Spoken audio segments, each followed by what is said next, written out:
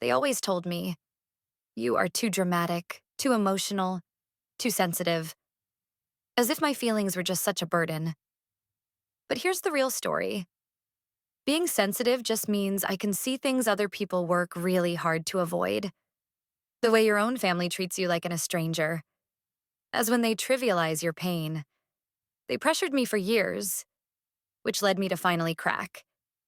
And when I did, I didn't scream. I didn't cry. I just made sure they'd never forget the day they labeled me as too sensitive.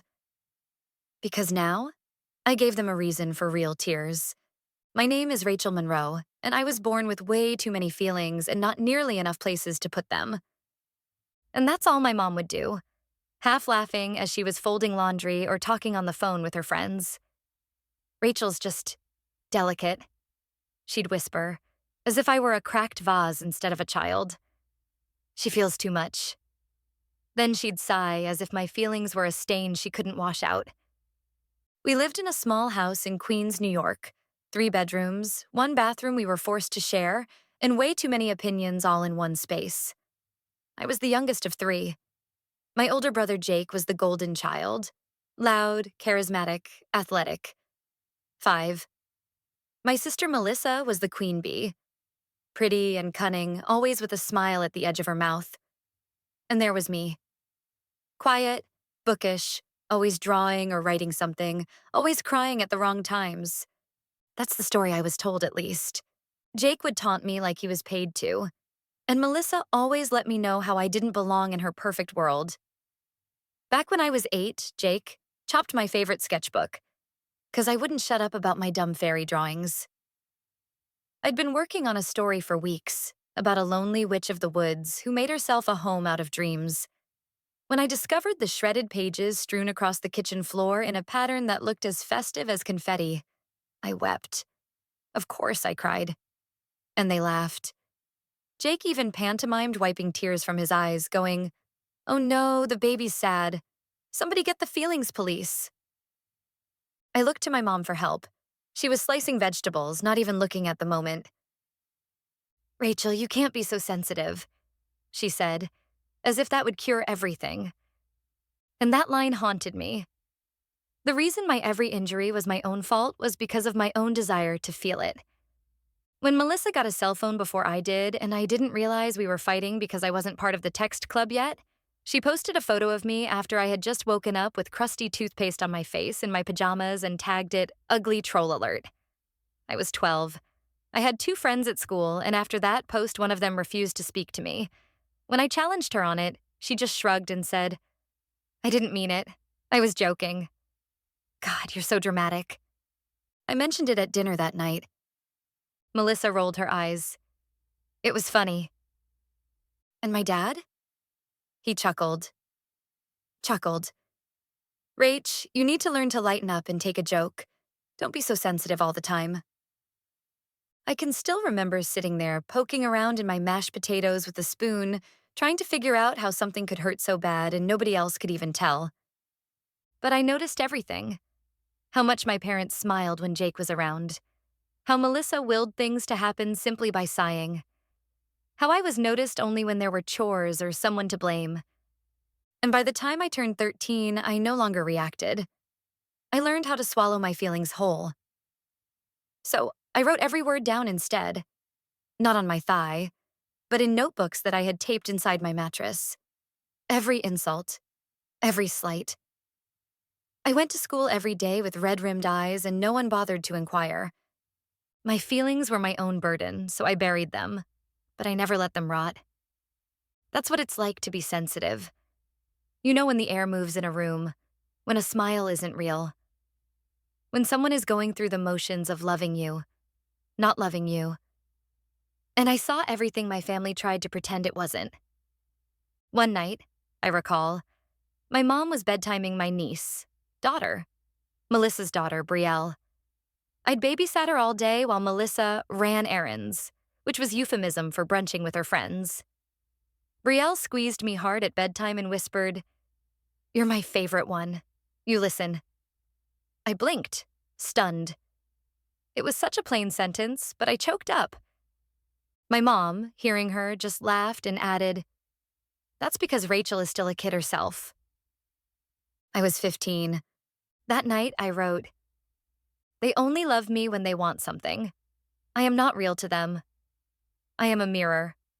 And someday they will break it, and I won't be here to mirror them anymore." When I think about it, that was the first time I began to plot my escape. Not with fists, not with screaming, but with quiet observation. Would I be all the things they said I couldn't be? And when I did, I would make sure they saw everything in me they had ignored. This was because I was not that sensitive. I was only awake when they were asleep.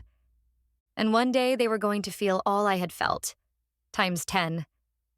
It's loud and fast and unforgiving, just not as much as my family. Jake was in his senior year when I began my freshman year.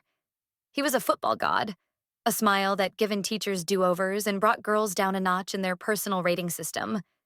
Melissa was a junior, already a cheerleader, and she was already known for her parties and her claws. Instead, I was none of those things.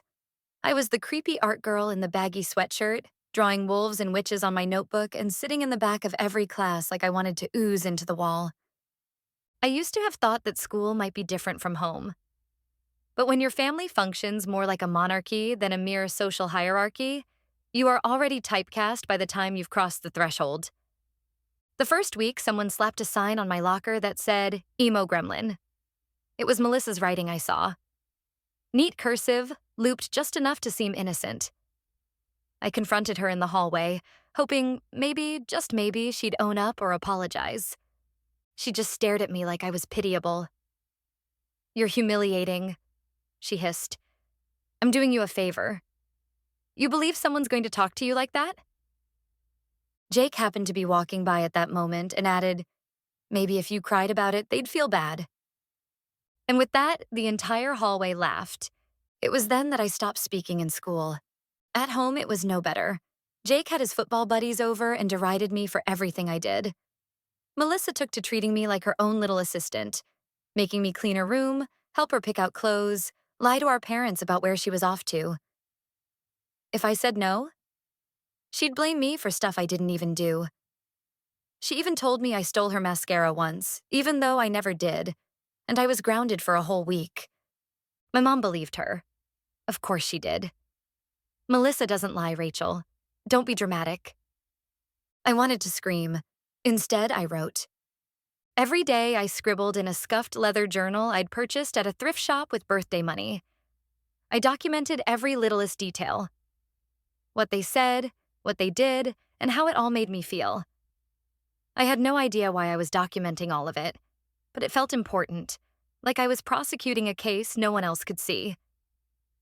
I was nominated one day during my sophomore year for a statewide art competition. My work, a broken glass girl with her own shattered heart, was chosen for the regional gallery. It was the first time a teacher had ever told me, "You're amazing," and actually meant it. I came home glowing. My art teacher even informed me that if I kept at it, I might be able to get a scholarship. I broke the news to my parents over dinner. Melissa rolled her eyes. Jake snorted, and my dad said, "Well, that's not going to pay the bills." I looked at my mom. "Well, that's good, honey," she said. "But don't get your hopes up too high. You know how you get. You know how you get." I just felt like I was a walking disaster area of feelings, ready to blow. That night, I discovered my painting in the trash. Ripped. Melissa blamed the cat. We didn't have a cat. I didn't cry. I didn't say a word. I only cut the remnants of the painting out and slid them in the back of my journal, taping it like a secret grave. And then there was prom. I hadn't intended to. Hated crowds, loud music, and fake smiling. But a kid in my English period, this guy, Darren, asked me. He liked my art. Told me I was different in a good way. I allowed myself a week of something like hope. I purchased a dress with babysitting money, experimented with makeup, even curled my hair. Darren texted me the night before prom. "Sorry, can't. I would never hear the end of it from my friends if I showed up with you." Melissa said it would be social suicide. I slumped in the chair opposite them and they paid me no attention. So one by one, I turned the others to look at me and I was beautiful. But I knew the cost. And later that night, I looked in the mirror, dress hanging from my door, makeup splayed across the counter. And I felt this hollowness and aching shame deep in my bones. I was at school on a damp Monday, my quietest self, as usual. Melissa smirked as she passed in the hall. Maybe next year, crybaby. I got home and in my journal I wrote in all capital letters, "She is why I'll never trust anyone again."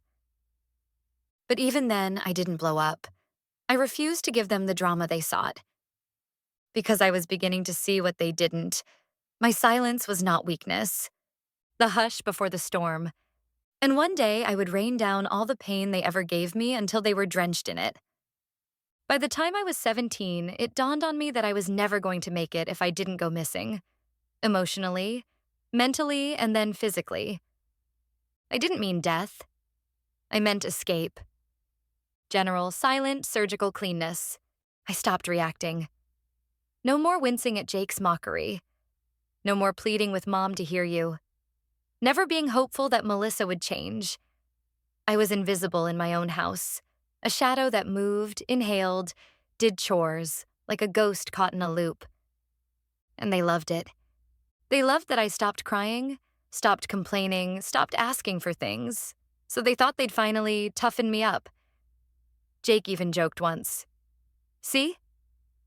We finally beat the emotions out of her. About time. Melissa grinned and replied. And I smiled. Not because I was happy, but since I had begun to hoard every memory like evidence, like seeds I was planting. You see, while they thought I was drifting, I was angling. I'd spend my nights researching scholarships, building my art portfolio, emailing galleries, applying for schools. And I hadn't told anybody in my family that was what I was doing. I secretly opened a bank account at a local credit union and began saving every last penny from babysitting and tutoring jobs. I also sold prints of my drawings anonymously online. When anyone bought one of the pieces I made of my broken heart girl or the shattered glass wolves, a piece of me pieced back together. I learned to smile at them, no teeth. I learned to nod in agreement when they insulted me. I performed my part flawlessly, for the best revenge tales always begins with a stellar performance. By senior year, sick of everything sacrifice represented, I was accepted to 3 art schools, all out of state, the one I wanted to get into, the most being a little program in Rochester, full scholarship, room and board, the works. I didn't tell anyone, not even when I secretly packed up my room over a month's time. Tiny boxes beneath the bed, notebooks wrapped carefully, my leather journal buried in my duffel bag like everyone else's Bible. My acceptance letter, printed and folded down to an immaculate square, hovered for weeks in my wallet as it was some kind of passport to liberation. It was a Sunday when I left. My aunt paid my parents a visit. Jake was at the gym. Melissa was asleep upstairs. I typed out a note, brief, plain, and left it on the kitchen table. Don't worry, I'm not missing. I'm through pretending this house was ever a home. You said I was overly sensitive. I finally believe you. That's why I've decided to stop caring about you. Rachel. I left that home at 6:12 a.m. and never returned. For the first time in my life, I didn't cry. I found myself on a bus to Rochester where I clutched my sketchbook as if it were armor. The first girl I roomed with in the dorms was named Lila, and she was into plants and poetry, and she did not ask questions. I found a part-time job at a bookstore cafe near campus. I became a member of the student art co-op. I even started therapy. It wasn't perfect. I was still in the process of learning to breathe without the brace, but I was healing. Slowly. No one in my family called for 2 months, not even a text. I suppose they had assumed I would return begging for a job. But then my name came up in a local art magazine. Then a professor put my work up on social media, referring to me as a rising emotional powerhouse of visual storytelling. Then a gallery in Manhattan contacted me to inquire if they could exhibit my senior project. I didn't brag. I did not give the articles to anyone. But Melissa did. She sent me a message on Instagram out of nowhere. Didn't know your dumbass was still breathing. You literally got your foot in the door of a gallery? LMAO. You are a member of the victorious team of the 5-minute quiz. Then I replied with one line. And sensitive enough to spin pain into power. She left me on red. I opened my journal that night. I hadn't written in months, but now it felt like time. I wrote, they don't get to see me stand up. Not yet. First, they need to sink. I don't want a revenge that screams. I want it to smile and wait. Because I wasn't gone. I was just cooking up the storm. It's always said that whenever someone leaves a toxic home, the ones left behind feel it like silence after a scream. But I did not just leave silence. I left behind a mirror, one they couldn't escape. The first sign of a breach came 6 months after I went missing. I was just about to pack up and head home when I noticed Melissa's name pop up on my phone. I froze. I had heard nothing from her since that one Instagram message, a slap. This time it was voicemail. Her voice was hollow, frayed. Hey, Mom's been asking about you. She's different lately. Keeps saying she didn't mean to do you any harm. Jake's kind of a mess too. I don't know. Can you just call Mom or something?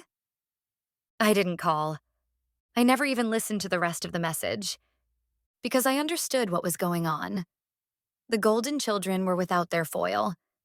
The house wasn't symmetrical again. I wasn't just absent physically. I was, it seemed to me, absent emotionally. And there was no me there absorbing the chaos for there to be a scapegoat. For the first time ever, they became forced to be with each other's flaws. Jake couldn't lash out in anger at my silence. So he began screaming at my dad instead. Without me to pick on, Melissa reverted to shredding her pals, one by one until all were gone. My mother, she actually had to absorb things, and she didn't like what she saw, it would appear. After that, I received weekly texts from her, my mother. At first, it was defensive. You should have told us how bad it was. We didn't know you were in so much pain. Then they became racked by guilt. I look at your art on the web. You are really good. I wish I would have listened. Then came the confessions. You know, we used to tease you for crying. But it wasn't funny. It was cruel. I talked to a therapist. She said, I think I projected a lot on you, and I may have. The part of me who still wanted love, the little girl with the tattered sketchbook, wanted to answer. But I didn't. Not yet. Because I'd figured something out. Guilt echoes louder in the distance. And I wanted it echoing for a bit. Melissa contacted her again during the holidays. Mom wants us all together. Can you come home? Even just for dinner? I almost laughed. Home? That house wasn't home. It was the stage where I was taught to bury pain under manners. I declined. Politely. I'm not ready to come back. Maybe someday. No anger, no drama, just cool distance. And it was having that taste of it. I hurt her worse than she could have ever been hurt. It's just that here's what they never saw coming. Me being fine without them. In their world, I was the trouble. The emotional time bomb. The problem child. They had no idea I was the historian. The one who remembered. The one who would step out of the box they'd stuffed me into. And then you got that one that changed everything. The Whitney Museum included my senior art thesis in its Emerging Voices show. It wasn't just big, it was life-altering. They would exhibit 3 of my works of art. One of the pieces was called Too Sensitive. It was of a little girl, a giant portrait made of tissue paper and rusting nails, standing in a burning living room with smiling faces and picture frames behind her. It went viral. People connected to it, cried over it, wrote think pieces on emotional abuse and invisible trauma. And that's the first time the press found out my name. The article headline read, Up-and-coming artist Rachel Monroe paints a painful portrait of her childhood trauma. My family saw it. I know because Jake sent me an email. You didn't have to make us look like monsters. I read and reread the message, blinking in disbelief. Then I typed, I didn't create you to look like anything.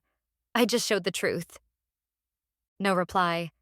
The following day, I got a letter from my mom, handwritten, on expensive stationery. Apologies could be purchased en masse. She wrote about guilt, about her own mother, about fear. She even asked if she could attend an actual show of mine. I just want to know what I was missing. I folded the letter once, slid it back in the envelope, and placed it in a drawer. She could wait. They all could. Because forgiveness was not only about healing, it was about power. And I finally had mine. Not through shouting, not through revenge videos and online smear campaigns, but through truth. And the thing about truth? It reverberates far louder than lies ever could. I didn't plan to go back. But the world has a funny way of looping right back around when you think you've escaped its orbit. I came back to Queens in the spring. I'm 22, fresh out of college, and my gallery exhibit just ended its third and final show in DC. I'd been offered a residency in Chicago. My life was finally my own, not lived in someone else's shadow. But then I got the call. My dad had a heart attack. It was mild. He survived. But my mom's message was weirdly formal, as if she didn't know how to speak to me anymore. I wanted you to know. He's stable. Melissa has been here every day. We could use you. Could they? The me that they knew? The one that cried for no reason? The one that cowered in the shadows? It wasn't there anymore. But something inside me had to see it for myself. The rubble of what we called home. The ones who used to tell me I was too much. I wasn't going in that house for them. I was going in for the girl I once was. So I threw a few things in a small bag, wrapped my black coat around me, and hopped the train back to Queens. The house appeared exactly the same on the outside. There's the slightly faded siding, the dead tulips by the fence, the wind chimes Melissa picked out still clinking with that same fake sweetness. I rang the bell. My mom answered the door. She looked older, softer, weary in a way makeup could not disguise.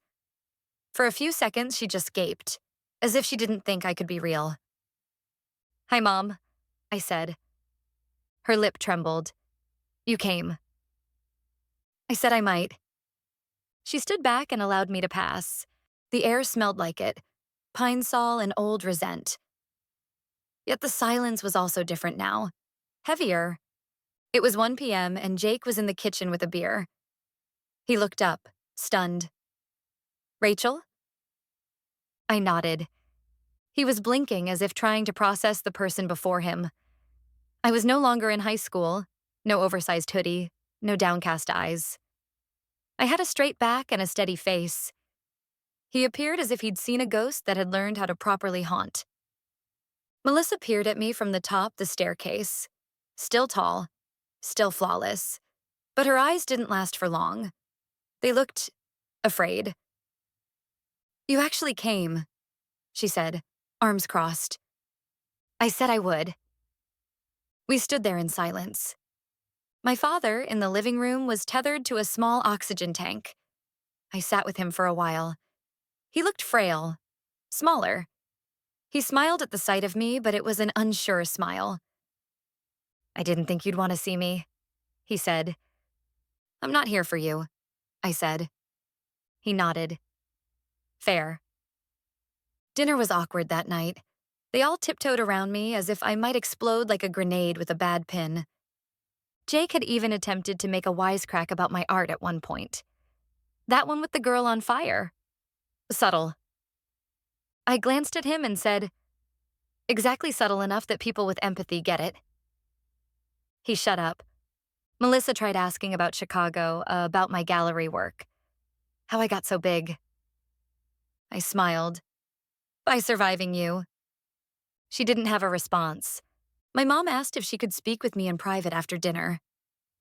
We sat outside in the backyard, which is where I spent countless nights staring directly at that one rusted patio light while wrestling with insomnia. I was a terrible mother, she said. I know. I did not save you from them. You were one of them. Tears welled in her eyes. I had been telling myself that I was educating you for the world, that if you could toughen up, you'd be fine. I didn't need to be tough. I needed to be loved. She nodded slowly. I'm sorry. I allowed the words to drift in the air, and for the first time, I didn't feel small in the presence of her. I felt whole. She reached for my hand. I let her, not out of forgiveness, but out of closure. The next morning, I gathered up my things. Before I left, I opened up my leather journal, the diary that had traveled from my bedroom corners to my dorm drawers to gallery green rooms. I passed it to Melissa in the kitchen. What's this? She asked. Your legacy, I said. She opened the first page, saw the dates, the drawings, the quotes. Things she'd said, things she'd done, things she'd mocked. This is intense. This is what happens when you exist in someone's echo chamber. All words boomerang at some point. I turned to leave. Jake didn't say goodbye. My dad waved weakly. My mom hugged me too long. But I didn't stay. I opened the door and stepped out into the spring light. Not broken, not bitter. Free. Because I had finally recovered what was stolen from me. My story. And now, I was the last person with the pen in my possession. I figured I'd leave and that would be it. But endings are funny things. They don't follow you when you're walking away. They will come when you shut the door, and make damn sure that it can never open again. I hadn't visited home the past 2 months, and there were other notices that had arrived in the same vein as the thick envelope I now had in my hand. I had thought it was an error at first. I hadn't made a home there in years. Then I opened it. There was a foreclosure notice inside. Final warning. The house, that which they'd used as a weapon against me for years, the one filled with laughter that sounded like glass cracked in a cup, was drowning in debt. I looked at the letter for a solid minute with my heart in my chest. The loan was in Melissa's name. Not my mom's. Not my dad's. Melissa. There was a distant recollection. Her boast on social media a year earlier about purchasing the family home from my parents. Finally took over the Monroe legacy. She had written, making it my own. She'd taken a variable rate mortgage and never gotten around to refinance when the rates shot up. She must have figured her influencer deals would be enough to pay for it. But the well of brand sponsors dries up quickly when your social image begins to crack. And now, the house would soon be going to auction. I could have ignored it, let the process take its course. But then something in me ignited. Not the former me, the hurting girl, the crying daughter. This was someone new, strategic, cold, calm, someone they created. I phoned up a friend in real estate from my gallery circles. She put me in touch with a local investor in Queens. He and I went to the sale together. I dressed in all black, sharp blazer, slicked hair, void of emotion. The house was being auctioned. Melissa didn't show.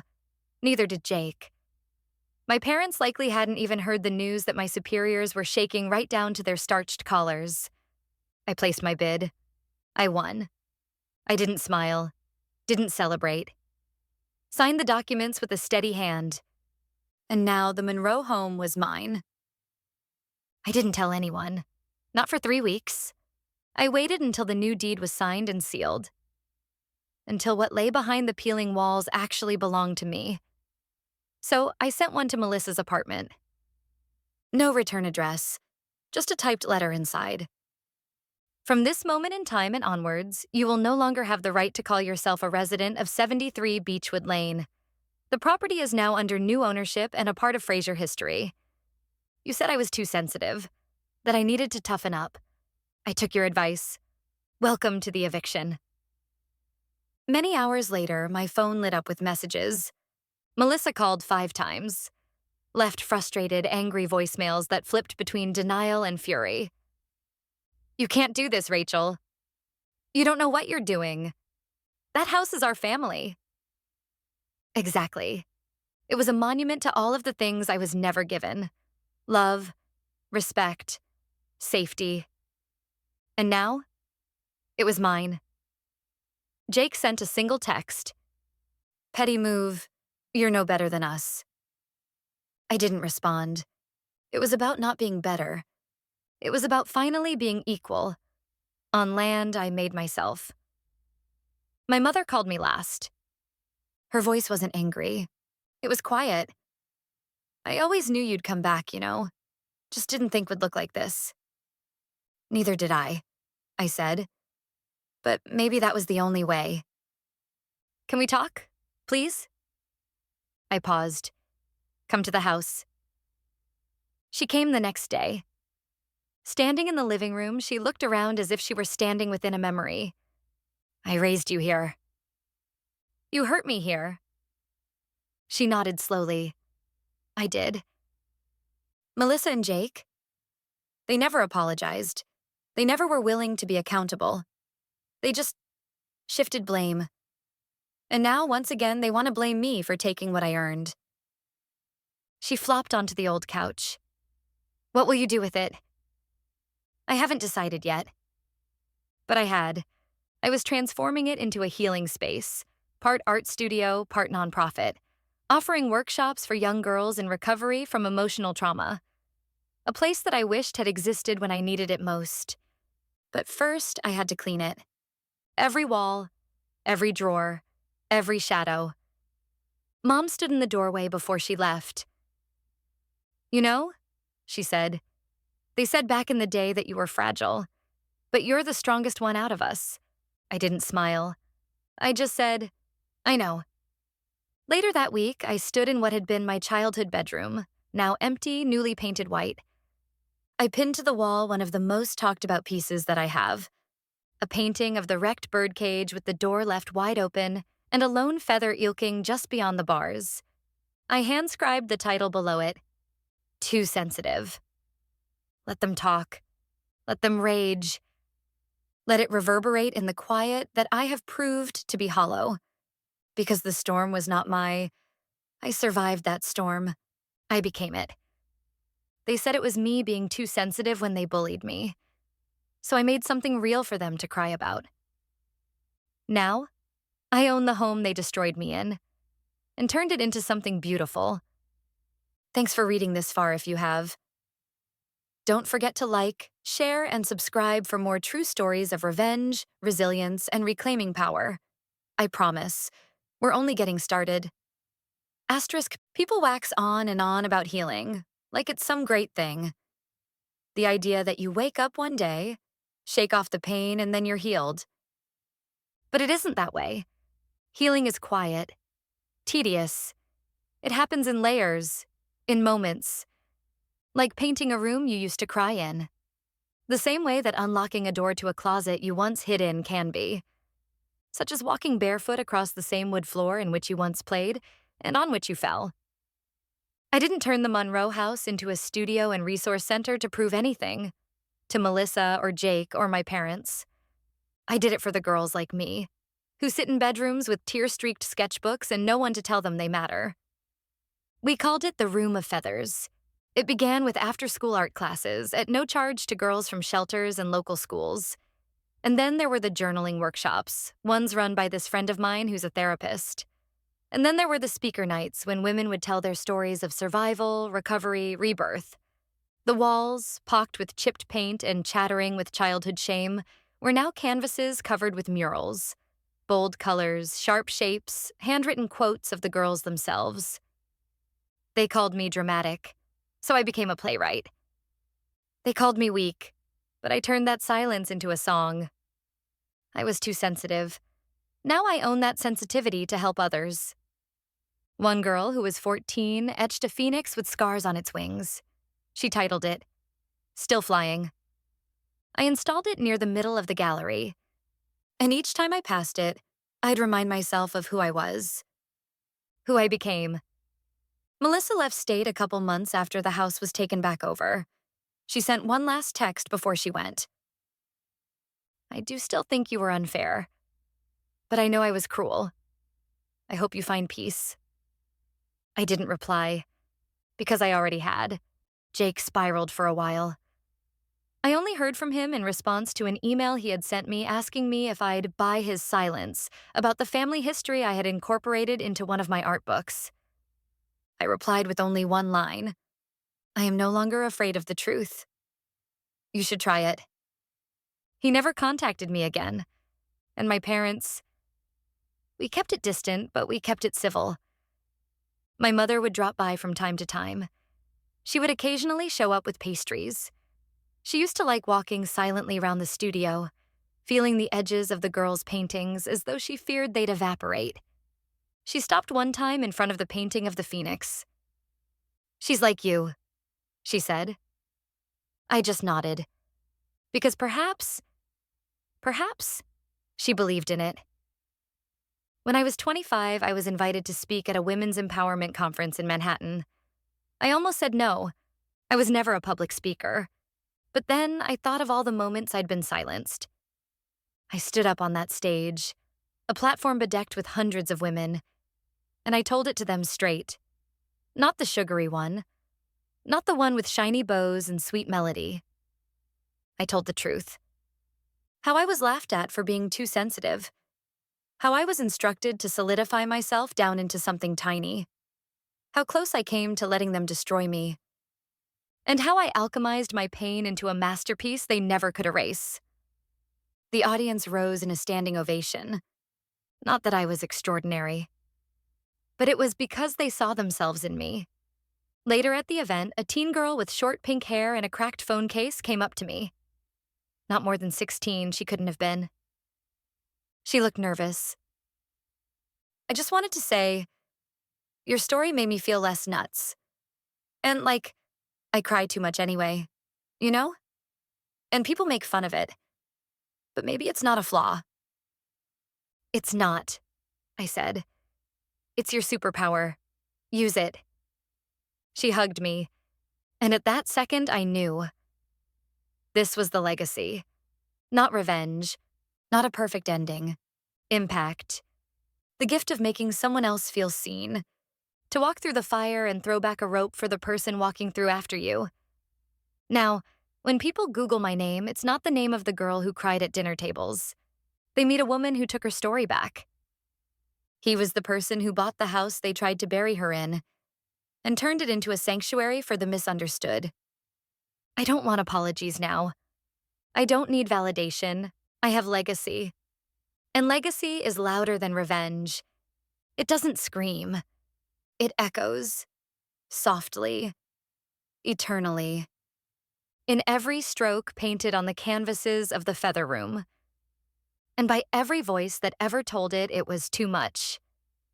In every girl who comes in crying and leaves glowing. So when they say, she was too sensitive, I smile and say, exactly. Thank you for watching my story.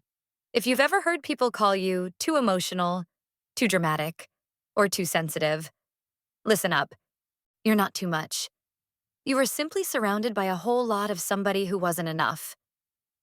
If you enjoyed reading this story, like, share, and subscribe, and tap the clap button a bunch of times. More real stories of strength, retribution, healing, and change coming soon. Until next time, own your voice. Rewrite your ending.